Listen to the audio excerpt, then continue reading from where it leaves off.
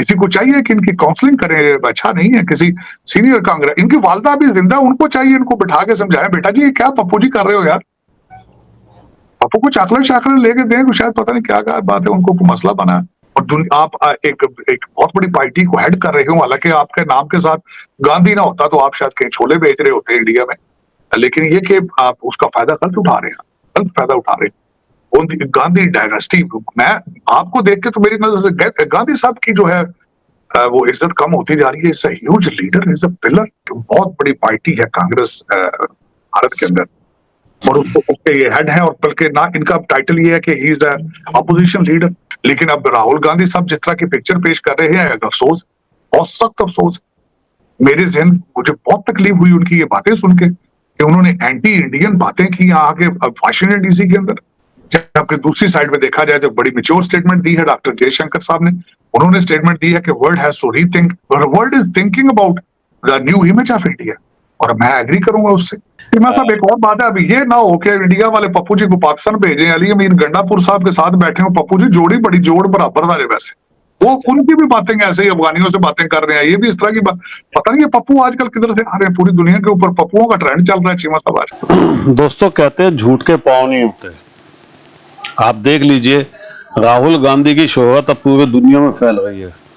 वो पाकिस्तानी जो हमेशा ये कहा करते थे कि राहुल गांधी को आना चाहिए, राहुल गांधी बहुत अच्छा लीडर है, अब पाकिस्तान वाले भी उसको पप्पू बोलने लग गए हैं, क्योंकि उनको पता लग गया है कि ये जाहिल है, गधा है।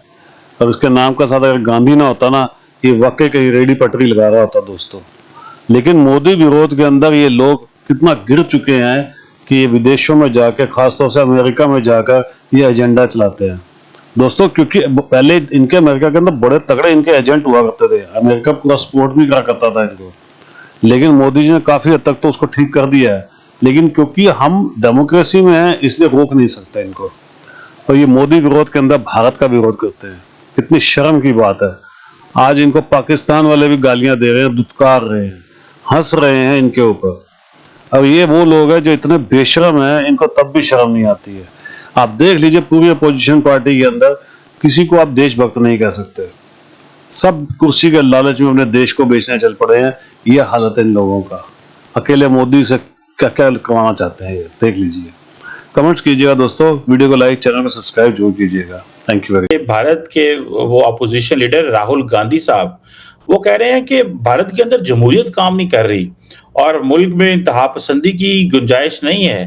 तार साहब ये नेशनल प्रेस क्लब में इन्होंने को बात की, और मैंने वहां पे खबर भी चल रही थी कि वहां पे किसी को उन्होंने इंटरव्यू दिया, और जब इंटरव्यू दिया तो कुछ सवाल उनसे सख्त हुआ, तो बाद में उस बंदे से इंटरव्यू की पूरी वीडियो ही वापस ले ली गई। ये भी एक मैं देख रहा था इंडिया टुडे और बहुत सारे मीडिया हाउसेस में चल रहा था।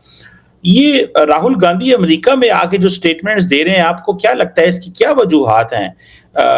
भारत में उनकी कंपोजर स्टाइल डिफरेंट था, अमेरिका में आके ऊपर से नरेंद्र मोदी भी अगले हफ्ते अमेरिका में आ रहे हैं, आप उनको कैसे देख रहे हैं ये जो राहुल गांधी ने स्टेटमेंट दी है?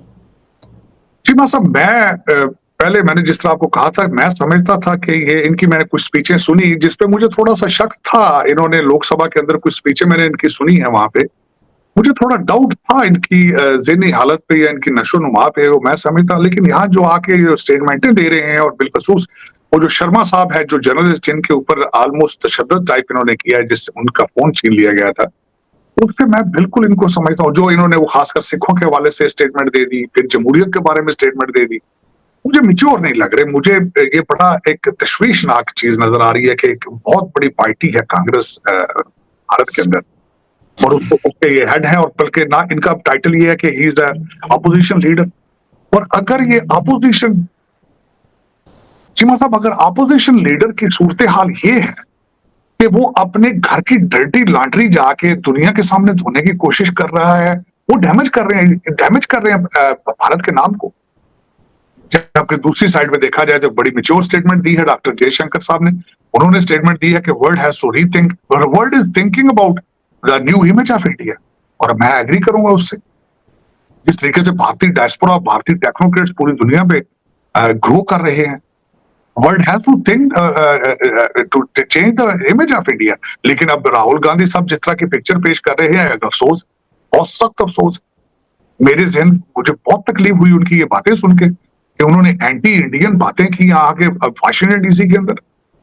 बिल्कुल अच्छा मायूब लगता है कि आप किसी फॉरेन कंट्री में जाके और अपोजिशन लीडर हो आप और आप एक एक बहुत बड़ी पार्टी को हेड कर रहे हो, हालांकि आपके नाम के साथ गांधी ना होता तो आप शायद कहीं छोले बेच रहे होते इंडिया में, लेकिन ये कि आप उसका फायदा गलत उठा रहे हैं, गलत फायदा उठा रहे हैं। गांधी डायनेस्टी, मैं आपको देख के तो मेरी नजर से गांधी साहब की जो है वो इज्जत कम होती जा रही है। Is a huge leader, is a pillar, और आप इस तरह की स्टेटमेंट दे रहे हैं, इमेच्योर स्टेटमेंट।